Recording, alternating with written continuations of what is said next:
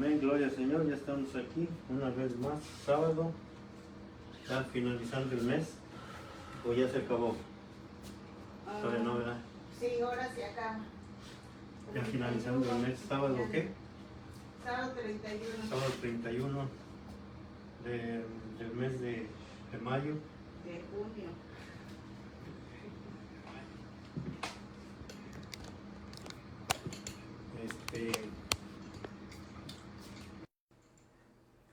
Bueno, pues estamos finalizando el mes. Junio todavía no entra. Ahí andan adelantados ya creo. Pero bueno, gloria al Señor. Bueno, pues vamos a seguir. Gracias al Padre por un día más de estar aquí compartiendo su palabra, deseando con todo nuestro corazón que traiga luz a la gente, que traiga entendimiento. Y quiero seguir con el tema. Tenemos como escrituras básicas Mateo capítulo 24, en aquella, ¿cómo se puede decir?, advertencia que el mismo Señor Jesucristo le hace a los apóstoles en el verso 5, 4 y 5 de Mateo 24, versos 4 y 5, a una pregunta expresa que ellos le hacen, que cómo sería el final de los tiempos. Y pues para nosotros es mucho más, pues se puede decir que es más claro ver que ya después de 2000 años, pues estamos viviendo tiempos, me refiero cuando digo tiempos complicados porque pues lo estamos viviendo, pero yo creo que los tiempos siempre han sido complicados. Cada generación ha pasado por su tiempo. Las primeras, por ejemplo, las primeras generaciones después de la aparición del Mesías, después de la aparición de Jesús sobre la tierra, pues si uno se pone a leer la historia, me he dedicado a leer un poco de historia y la verdad que es bien interesante ver cómo ha evolucionado todo esto, cómo sigue la historia. Y el verso 14 de ahí mismo del capítulo 24 dice que será predicado este evangelio del reino en todo el mundo para testimonio de todas las naciones y entonces vendrá el fin. Entonces nos hemos dado la tarea de preguntar, de indagar, de pedir, de verdad de pedirle al Padre con todo nuestro corazón que nos dé la oportunidad de predicar el evangelio, el verdadero evangelio. No las fábulas artificiosas, como dice Saulo de Tarso, que están escuchando ahorita. Y dimos una vueltecita por allá a Centroamérica hace unos días anteriores y pudimos escuchar, pudimos ver, ver cómo pues el hombre lo que trae ahorita realmente no tiene absolutamente nada de lo que es la palabra, su palabra, ¿verdad? Así de que, y sobre todo también en el verso 22, verso 24 de Mateo 24, dice, porque se levantarán falsos cristos y falsos profetas. Porque se levantarán, ¿no? Y son palabras del Mesías, son palabras de Yeshua, del Señor Jesús. Son sus palabras diciendo, son palabras proféticas. Esto es profecía pura de una fuente que no se puede negar, ¿verdad?, que es de la boca del mismo Señor Jesús, de que en estos últimos tiempos, y no hablo de estos últimos tiempos porque es lo que estamos viviendo, pero si uno lee, si uno se pone a investigar, siempre a través de los años se han levantado gentes de las que están documentadas, por ejemplo, de lo que yo empecé a leer como del año 1700, aún creo que del 1400 que empecé a leer, que se ha documentado de cuántos se han levantado diciendo que ellos son el Mesías, que ellos son el Cristo. Esto no es nuevo.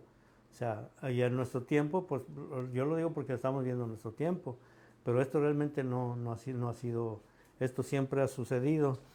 Y dice ahí en el verso 24, porque se levantarán falsos cristos y falsos profetas y harán grandes señales y prodigios, de tal manera que engañarán, si fuere posible, aún a los escogidos. Eso creo que ya tengo yo tiempo hablando de esto y tengo tiempo con esto, sobre todo de la inquietud que tenemos nosotros como iglesia de que el Señor pueda abrir los oídos de los sordos. Hay gente que está sorda espiritualmente, hay gente que está ciega espiritualmente y que esperamos con todo nuestro corazón que a través de esto Él pueda abrir y también la gente pueda responder al llamado que estamos haciendo en el día de hoy. Primero, de no ser engañados, pero necesitamos saber primero de qué manera pudiéramos ser engañados, ¿verdad? Pero lo dice bien clarito, lo dice bien claro aquí en el 24:4, dice en el verso 4, dice, respondiendo Jesús les dijo, mirad que nadie se engañe, y lo dice el verso 5, dice la razón en donde puede ser que esté el engaño, dice, porque vendrán muchos en mi nombre, o sea, muchos, a través de los años, a través de la historia, vendría mucha gente en el nombre de Él, en el nombre del Mesías, diciendo que ellos son el Mesías, diciendo que ellos son los representantes de Dios sobre la tierra. ¿Les suena algo? ¿Les dice algo eso? Sobre todo esa frase. Y cuando estaba leyendo, que estaba pues pidiéndole al Padre que me dé la forma de poder hablar de esto, la semana pasada hicimos un llamado a salir de Babilonia, a salir de lo que representa Babilonia. Pero en esta ocasión voy a hablar un poquito más acerca de esto. Esto es historia, esto yo creo que no necesito ni explicarlo mucho. Si alguien se interesa por esto, váyase a Google. Ahí váyase, hay tanta información acerca de todo esto. Si empiezan a buscar, empiezan a tener información acerca de los primeros padres de la iglesia, se les llama los padres de la iglesia aquellos que vienen siendo los discípulos de los discípulos, que viene siendo del año 100 al año 300 más o menos, cuando la iglesia se hace institucional en el Imperio Romano. Ahí hay muchísima información acerca de todos estos padres de la iglesia, hay tantos nombres ahí que están medio raros, ¿verdad? Pero que se les menciona como los padres de la iglesia. Y a partir de eso, pues entonces sigue, por ejemplo, todo lo que es la historia en el Imperio Romano, lo que es la trayectoria del movimiento que se hace universal, como se le llama. Nosotros sabemos que la palabra católico significa universal, que abarca mucho. Y ahí de ahí se agarran algunos ahí teólogos para decir que por la iglesia precisamente romanista es la iglesia original o la única, ¿eh? Pero en este día pues vamos a hablar de eso. Vamos a demostrar que realmente a través de la escritura eso es falso y que tiene sus orígenes y que tenemos que ver un poquito de la historia para poder entender los tiempos que estamos viviendo nosotros en el día de hoy. Tenemos que verlo. Haciendo esta introducción acerca de lo que estamos hablando, pues nos vamos a ir al libro de Apocalipsis, capítulo 17, que es lo que estuvimos viendo la semana pasada un poquito, y la semana pasada vimos acerca de las profecías que hay sobre Babilonia, vimos al profeta Jeremías, capítulo 50, 51, de ahí del libro de Jeremías, de cómo esto siempre ha existido, y la palabra Babilonia, pues nosotros sabemos que viene de la palabra Babel, que significa confusión, ¿verdad? Que eso es lo que significa.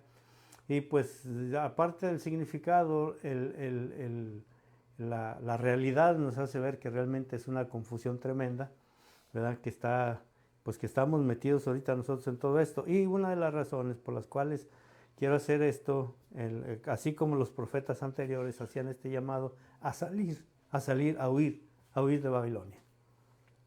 Porque yo creo que ahorita vamos a mostrar cómo realmente Babilonia está sentada sobre la faz de la tierra, haciéndose señora, dueña de todo, haciéndose pasar como la esposa del Cordero, cuando en realidad pues es una prostituta, perdón por la palabra, no sé si, bueno, ejerce un oficio que no le pertenece, porque en realidad se ha ido en pos de otros intereses, en pos de otros dioses económicos, políticos y todo ese tipo de cosas que nosotros pues no estamos diciendo nada que no esté fuera de lo normal, porque lo estamos viendo, ¿no? Estamos viendo cómo la iglesia romanista se ha movido durante todos estos siglos en intereses, sobre todo si nos vamos a la historia de los años del año 1000 al año 1400, en aquel tiempo en el que la iglesia romanista tenía el control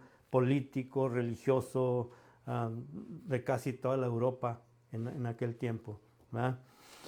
Y en el capítulo 17 hay que ver que el apóstol, en este caso el apóstol Juan, se le da una visión, y esa visión yo creo que nosotros la tenemos que ver no como...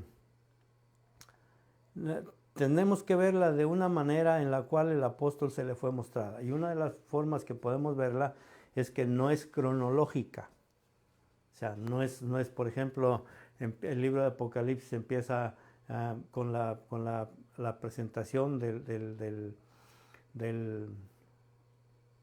Cordero, la presentación de todo lo que está en un plano espiritual, en un plano celestial, que realmente yo creo que solamente el mismo escritor nos lo puede explicar, porque nos podemos ir a interpretaciones, ¿verdad? Nos podemos ir a usar tipología, simbología, a usar todo ese tipo de cosas, pero yo creo que es mucho mejor cuando el mismo escritor, el escritor de Apocalipsis, nos va explicando las cosas. Una de las cuales cosas yo digo que es eso, es porque para mí, en el capítulo 12 del libro de Apocalipsis, es cuando nosotros empezamos a ver el movimiento, yo lo llamo así, el movimiento mesiánico, porque de cristiano realmente no tiene nada. Nosotros sabemos por el conocimiento que tenemos de que la palabra Cristo viene de la palabra original Mesías,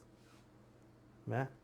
Y eso parece que no, pero nos abre mucho el entendimiento, porque entonces pues nosotros nos damos cuenta que el movimiento mesiánico, el movimiento que el Señor Jesús empezó sobre la tierra, se origina precisamente en el capítulo 12, cuando aquella mujer, esa mujer que aparece ahí, da a luz un hijo. En este caso el modelo, en este caso pues yo creo que no necesita presentación, ¿verdad? Yo creo que no necesitamos decir realmente quién es el hijo que da a luz a esta mujer. Por cierto, me acordé que el otro día vi a un actor americano de color que hace una presentación que se me puso la piel así. ¡Uy! Cuando yo lo vi, dije, Dios mío, no me acuerdo de su nombre, no me acuerdo de él. Él se para y dice, pónganse, no dice, si vamos a presentar, ¿cómo presentaríamos al carpintero? ¿Verdad? Hace una presentación preciosa, que la verdad que la vi 2, 3, 4 veces y le puse like, y toda la cosa. de ver eso.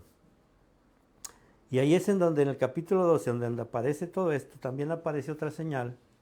En el verso 3 del capítulo 12, del verso 3, aparece otra señal que si nosotros empezamos a rastrear esa señal y la podemos ver cómo funciona, y empieza desde el principio a funcionar esa señal, que es la de un dragón, que tiene 3 características el dragón.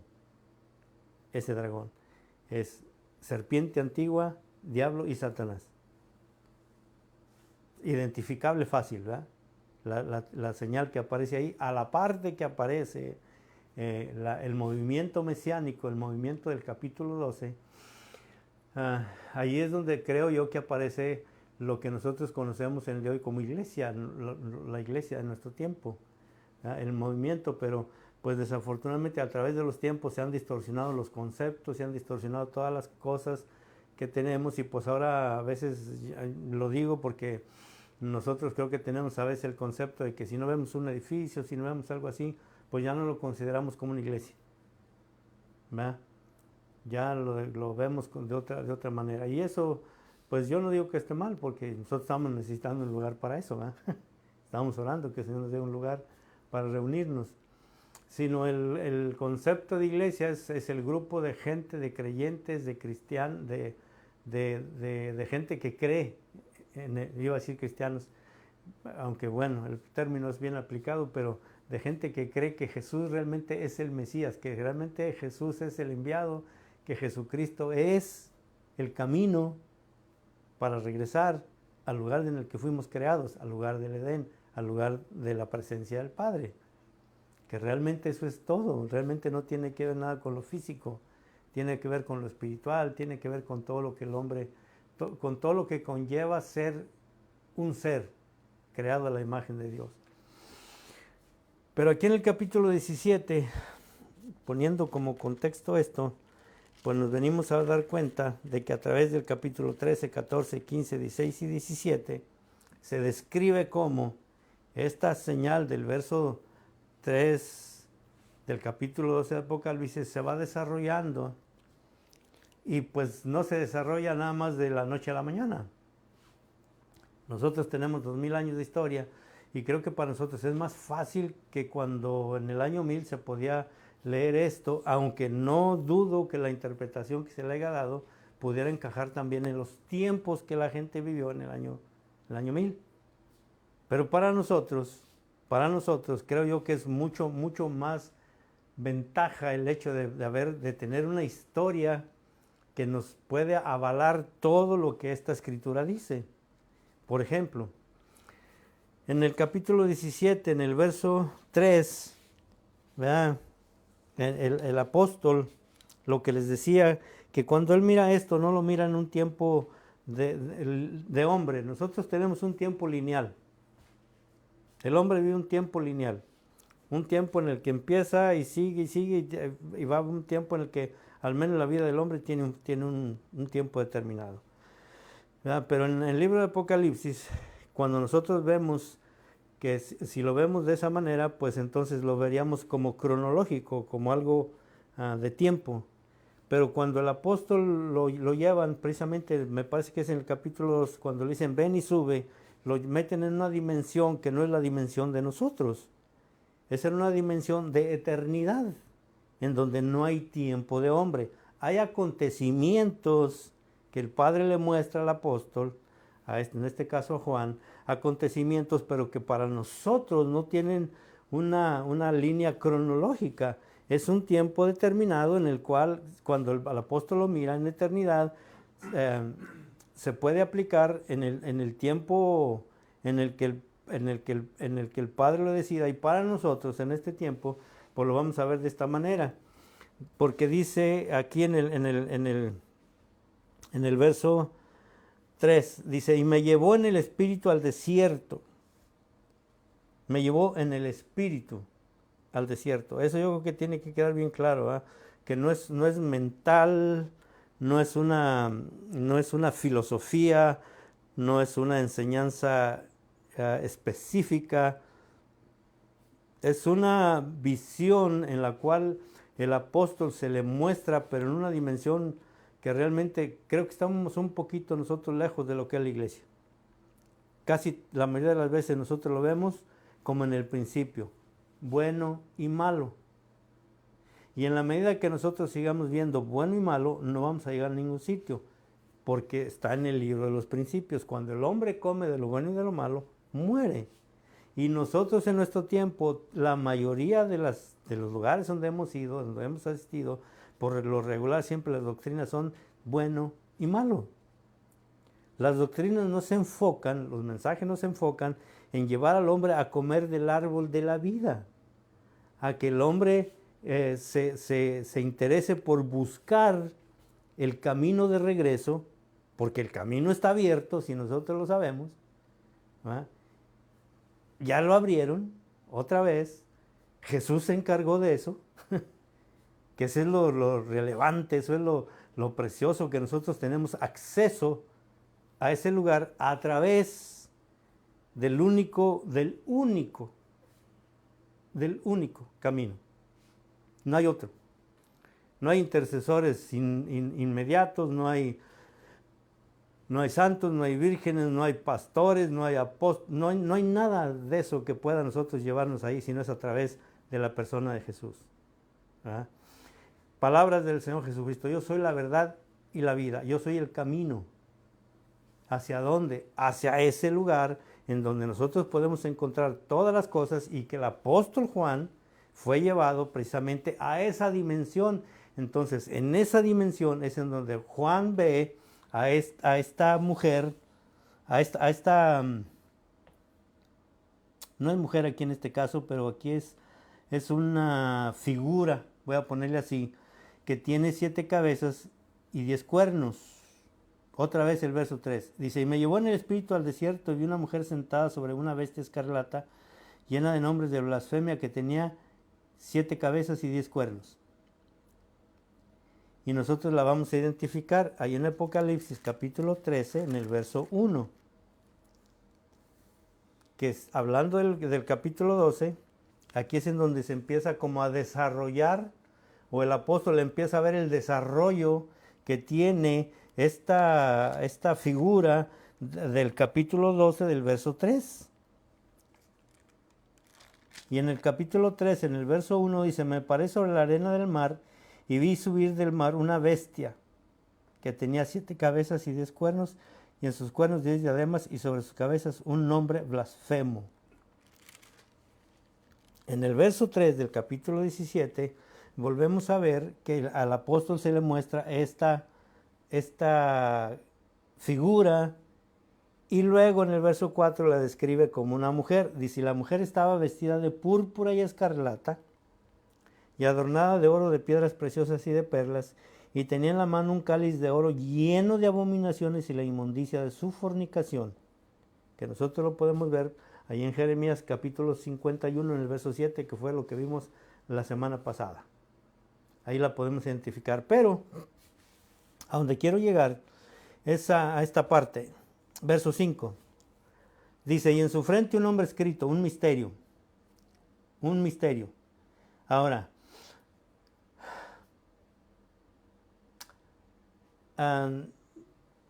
podríamos decir que haciendo interpretaciones he escuchado a bastantes hermanos, a bastantes pastores, predicadores hablar de que la figura de esta mujer aquí concuerda mucho con la simbología de la iglesia romanista. Muchísimo. Y estoy de acuerdo. O sea, estoy de acuerdo con eso. Pero el problema no es ese. El problema dice, de esos 5, dice, su frente un nombre escrito, un misterio, Babilonia la Grande. O sea, la menciona como la madre, prácticamente, la que procrea.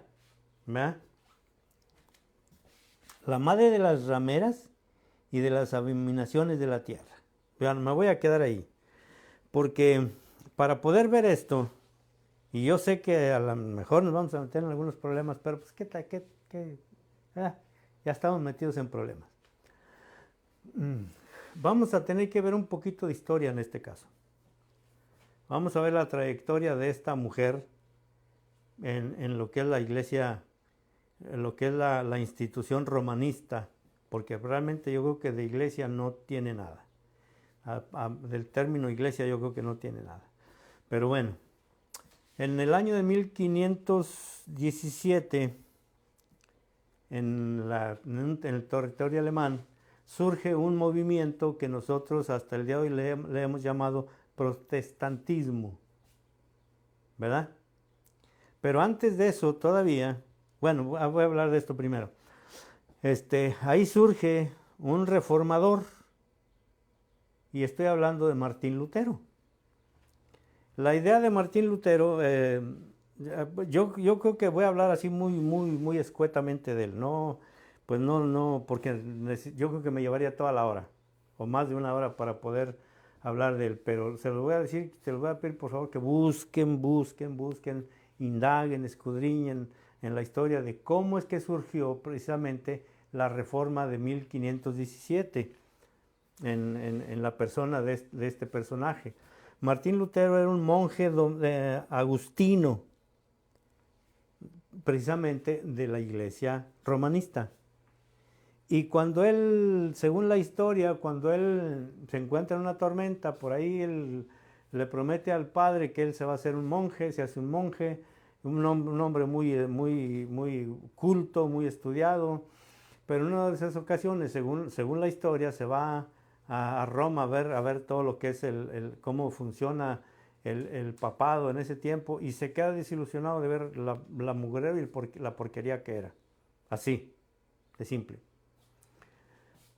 Una de las cosas que a él lo lleva a hacer precisamente este tipo de revolución o de reforma, ¿verdad?, es el hecho de que en ese tiempo estaban vendiendo indulgencias, estaban vendiendo la salvación prácticamente, que no dista mucho de lo que estamos viendo en el día de hoy, ¿verdad? O sea, no vamos tan lejos, que viene siendo lo mismo, es la misma ramera, es la misma bestia, es lo mismo que está pasando.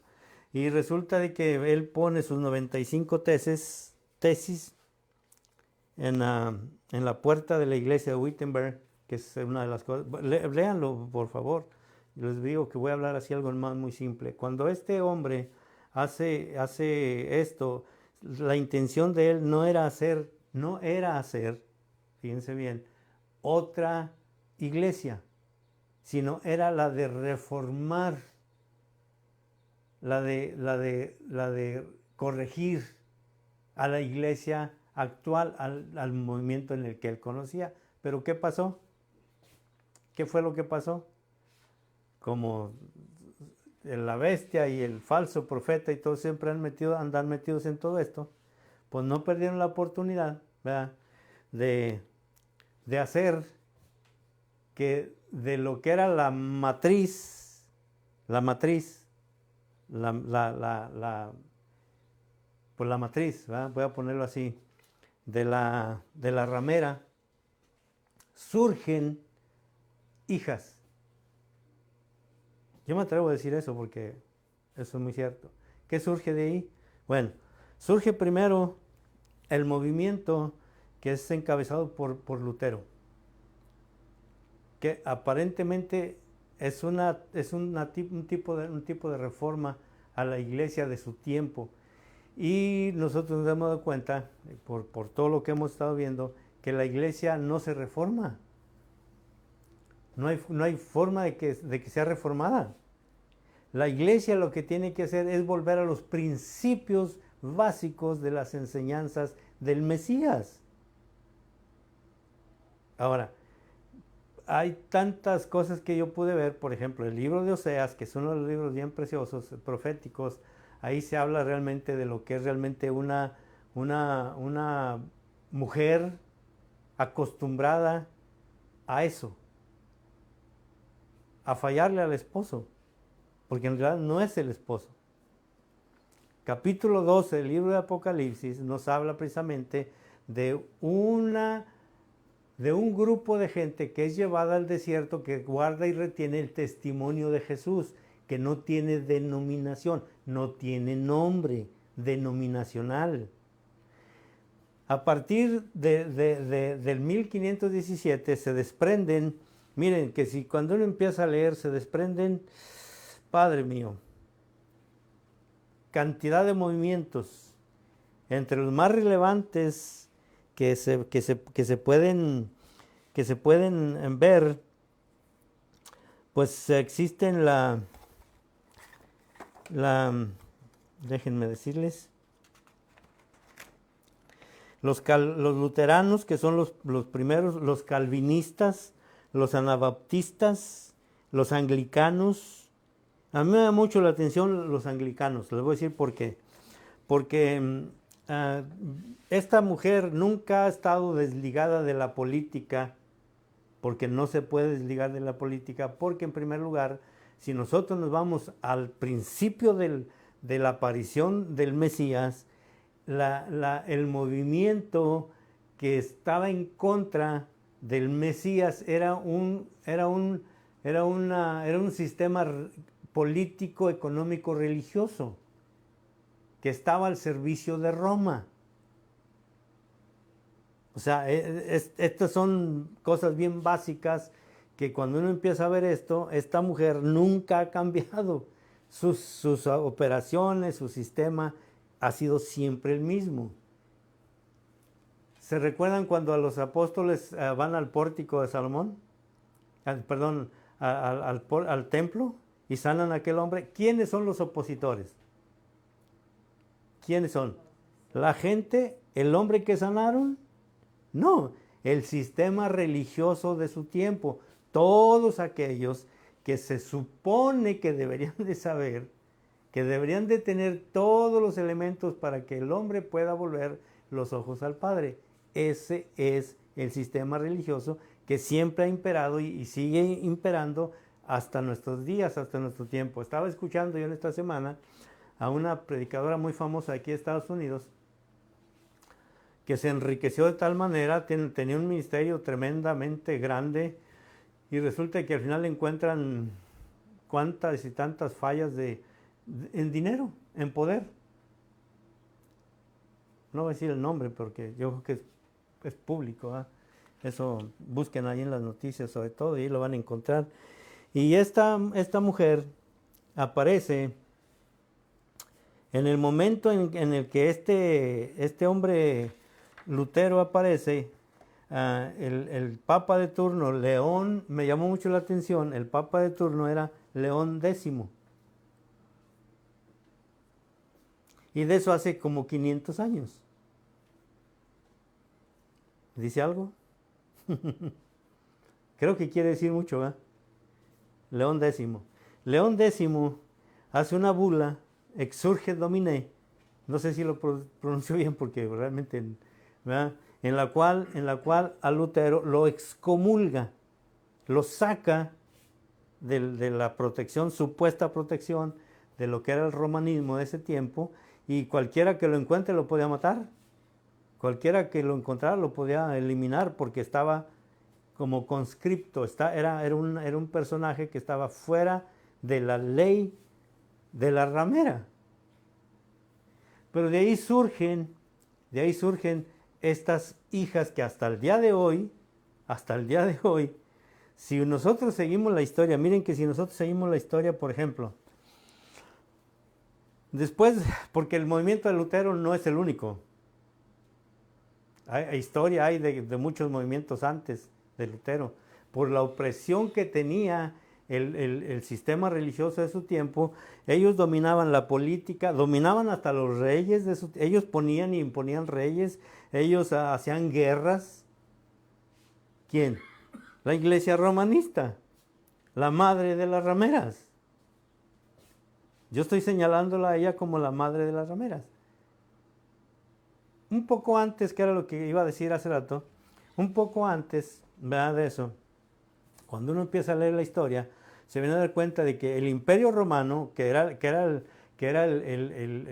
hegemón de ese tiempo, que tenía toda la hegemonía de su tiempo, como en este caso el país en donde estamos viviendo, y que pareciera ser que como que es una calca de lo que estamos, un reflejo de lo que estamos viviendo, que a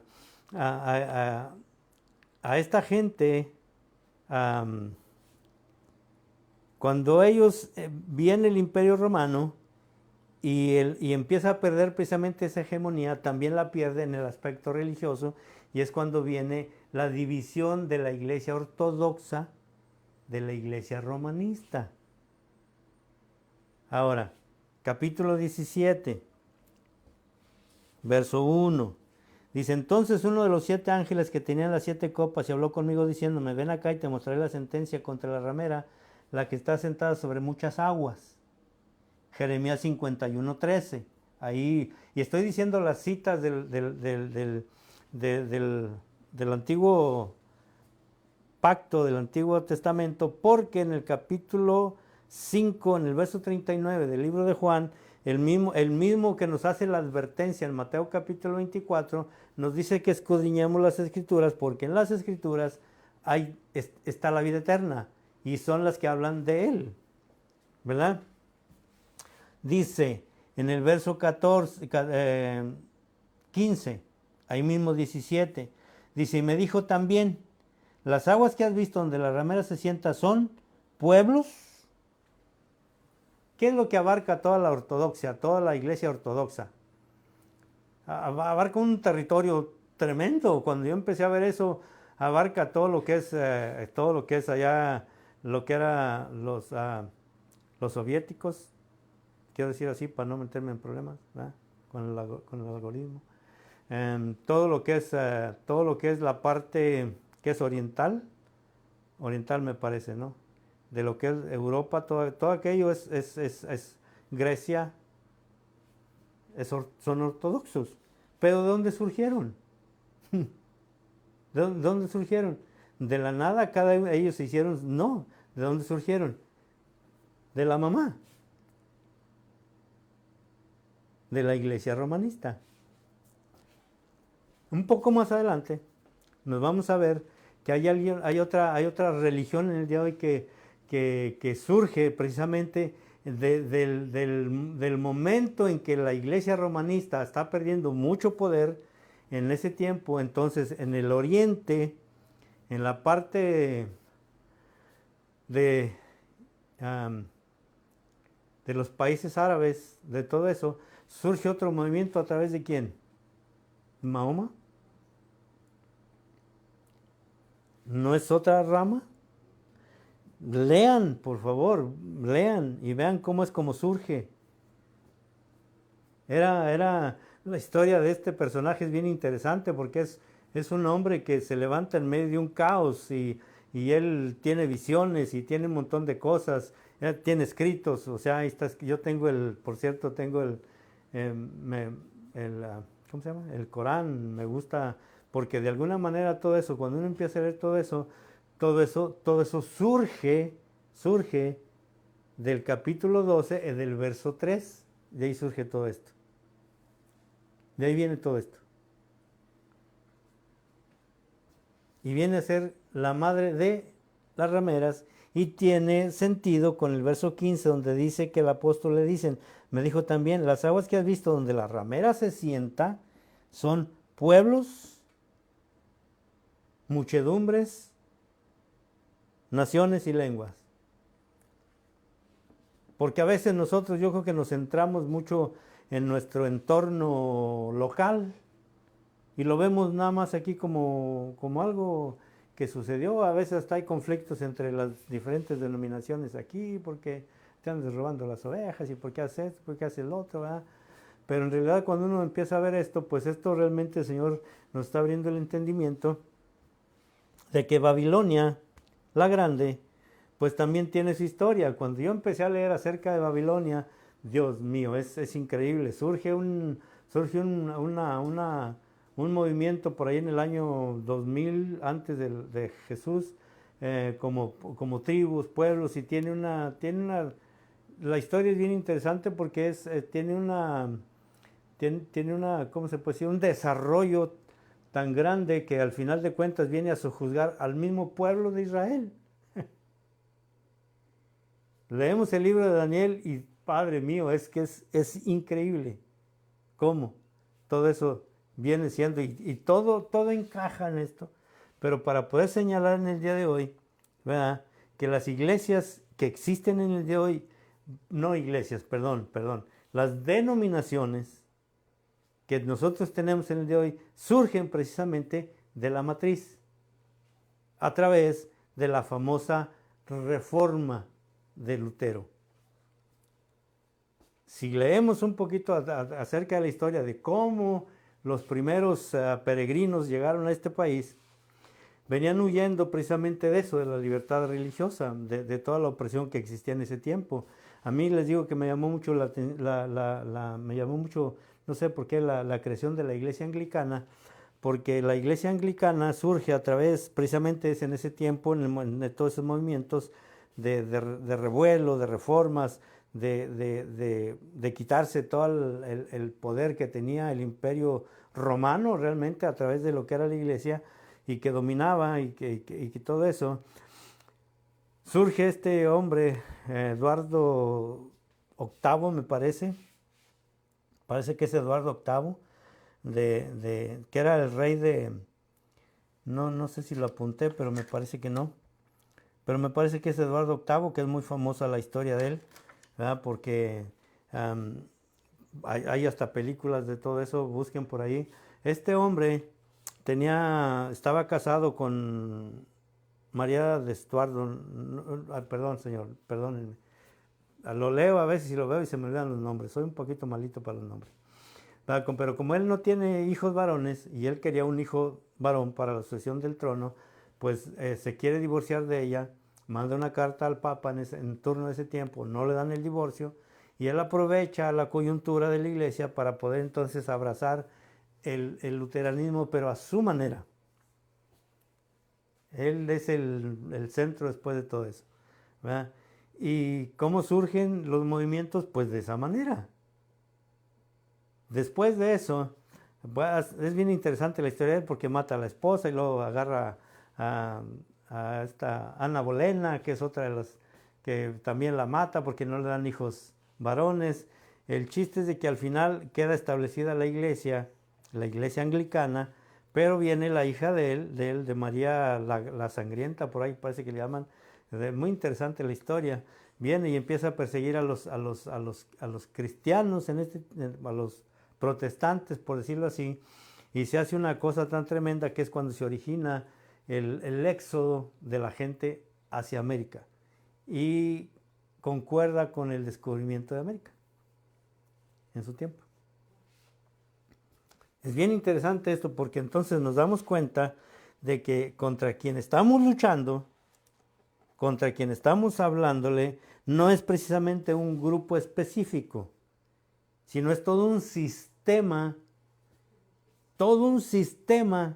que se mueve en lo que dice el capítulo 17 en el verso 15. Está sentado sobre pueblos, naciones, ha sentado sus bases sobre todo esto. Entonces, el llamado no es para que se salgan de la iglesia en donde están,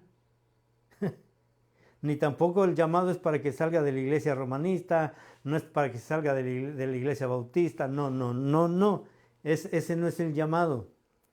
El llamado es a salir de la confusión, a salir de lo que nos están enseñando, a salir de las doctrinas falsas, que hay muchísimas ahorita en este tiempo, a salir de toda la confusión y ver hacia un solo lugar. Miren, escribí esto y hasta fui a pedir opinión, ¿verdad? Escribí esto, dice, la verdad tiene la fuerza y el poder de cambiarlo todo. La verdad. ¿Sí o no? La verdad tiene la fuerza y el poder de cambiarlo todo.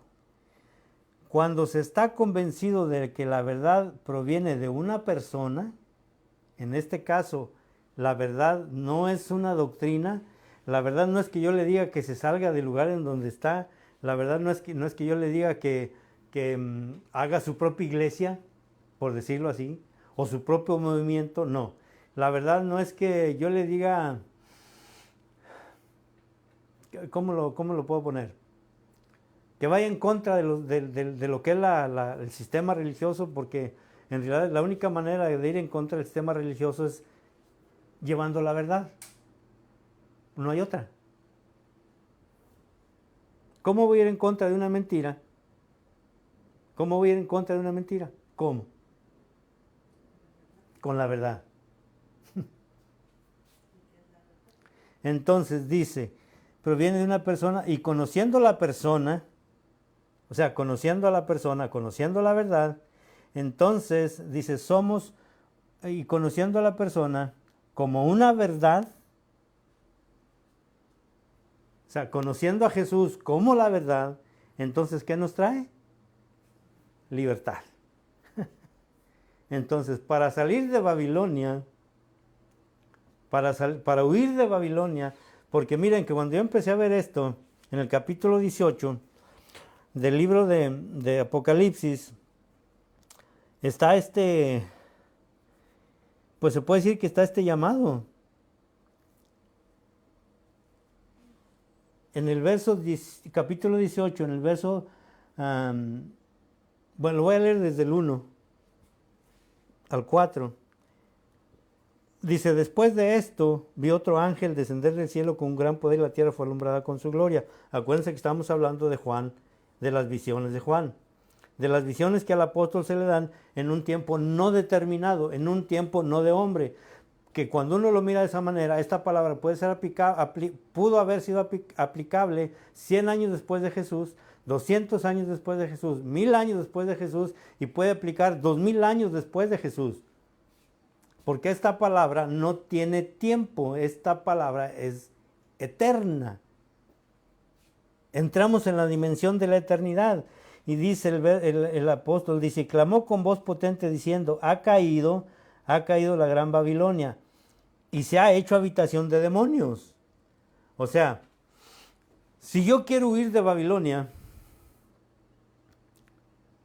y si de alguna manera, sabiendo la verdad, y no salgo de Babilonia, entonces Babilonia se va a hacer lo que hemos estado viendo. Yo no sé cuántos hermanos pastores, yo no sé cuántas gentes se les muestra la verdad, pero siguen metidos ahí, en esa confusión. ¿Por qué? Bueno, pues por intereses, conveniencia, dinero, poder, comodidad. Me quedo aquí. Aquí vivimos esclavos, pero vivimos aquí. Por cierto, le estaba diciendo yo a Hortensia que me llamó mucho la atención la canción esta de Bonnie, de Los ríos de Babilonia, muy famosa en los 70s, creo 80s, algo así. No van a decir que no tenemos los derechos. De cómo vivimos en esclavitud, pero bueno, aquí estamos. No hay, como que vivimos tristes y todo, pero no hay esa idea de hasta que no tenga que llegar un Nehemías o tenga que llegar un Esdras o tenga que llegar gente como ellos para que vamos, salgamos de Babilonia. Dejemos todo esto y vamos a Babilonia. A mí me llama mucho la atención que cuando empecé a leer precisamente el llamado a Babilonia, pues no todos salieron de Babilonia. Busquen ahí en el libro de Nehemías. No todos. Algunos hasta que estaban hasta ni registrados, algunos no se les registraron.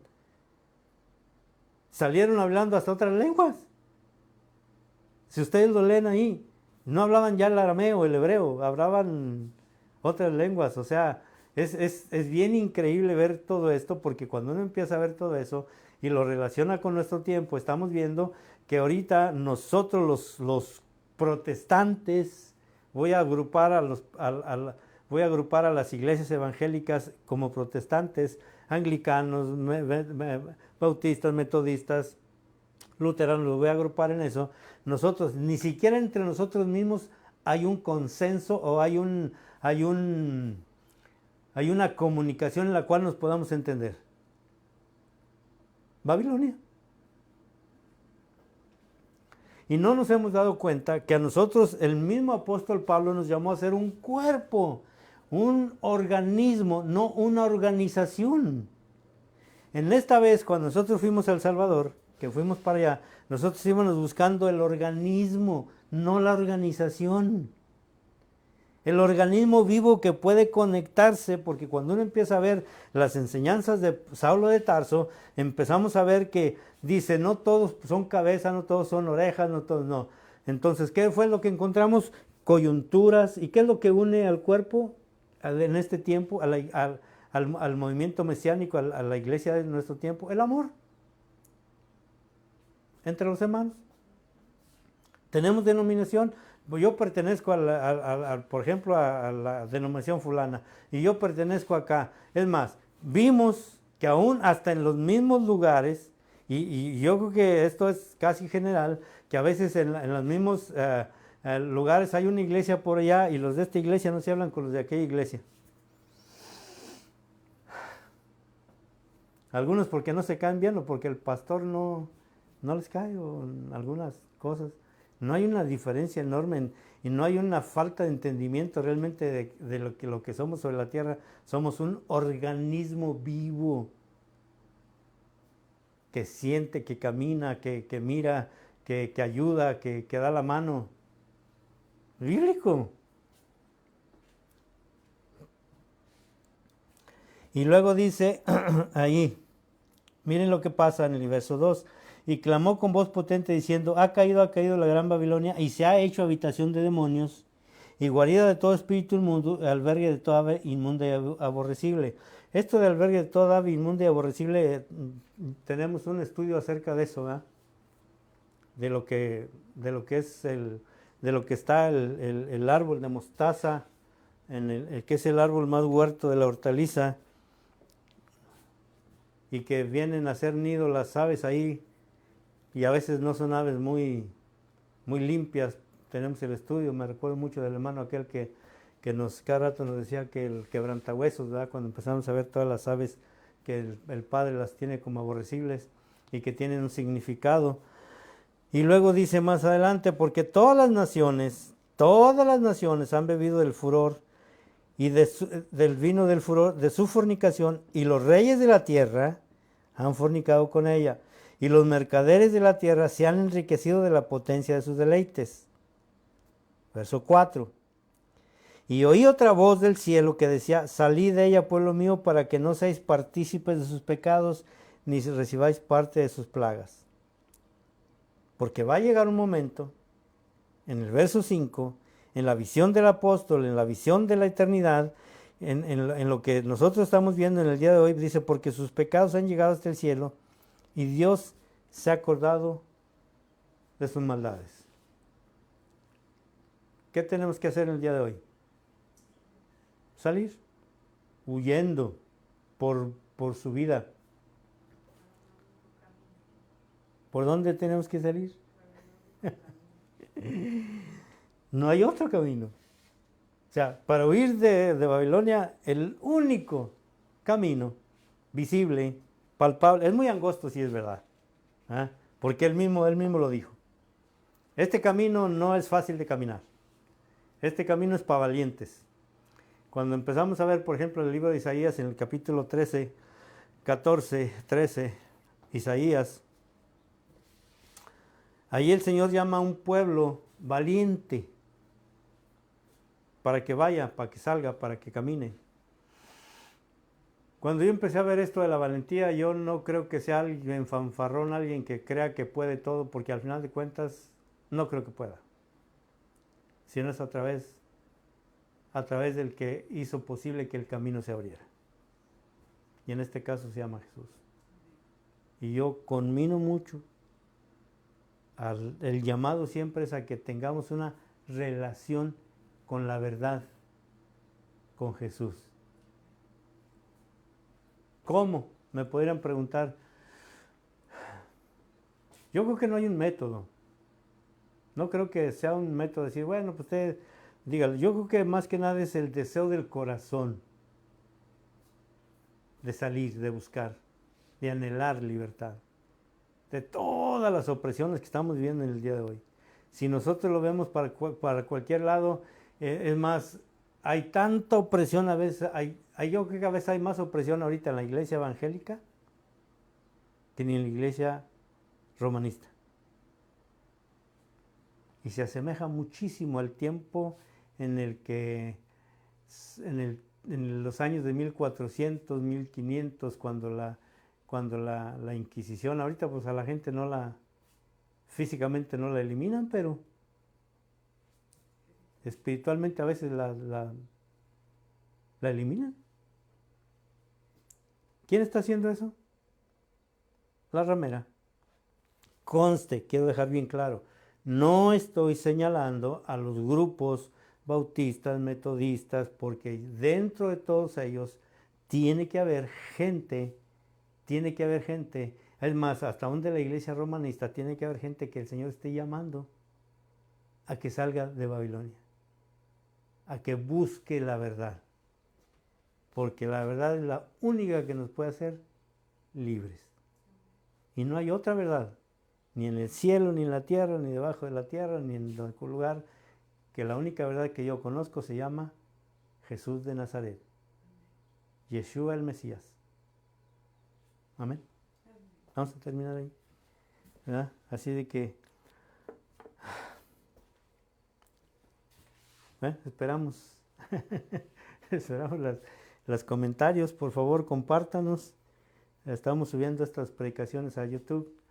charlas, como le quieran llamar, exhortación a salir de Babilonia. Y por favor, pues compártanos, porque yo creo que alrededor de la faz de la tierra, entre las naciones, tiene que haber gente que esté buscando la verdad. Tiene que haber gente que quiera salir de esclavitud. Tiene que haber gente que esté buscando, y vaya que yo estoy abarcando en este caso a la iglesia oriental, a los orientales, a los occidentales, a lo que representa todo el Islam. Ahí está. La única verdad se llama Jesús, porque es el único ser que no está muerto después de haber sido muerto. Todos los demás son dioses ajenos y gente que ha querido usurpar el corazón de Dios. Verso 21 de Isaías, voy a terminar ahí, no me quería ir, ahorita me voy. Profecía, de las profecías de Isaías, voy a leer el 21, el capítulo 21. Está hablando de la profecía sobre las naciones, en este caso Babilonia, pero aquí el profeta está profetizando sobre las naciones y dice el verso 8, lo pueden leer del 21 al 9, que es muy interesante, pero dice en el verso 8, dice, gritó como un león el atalaya, Señor, sobre la atalaya estoy yo continuamente de día y las noches enteras sobre mi guarda. He aquí vienen hombres montados, jinetes de 2 en 2. Después habló y dijo, cayó Babilonia, y todos los ídolos de sus dioses quebrantó en tierra. Palabra profética que se tiene que cumplir, porque se cumplió, se ha cumplido y se va a cumplir, porque Él lo ha dicho. Amén. Bueno, Señor, te damos gracias, Padre, en el nombre de Jesús por este día. Bendecimos tu nombre y te damos gracias, Señor.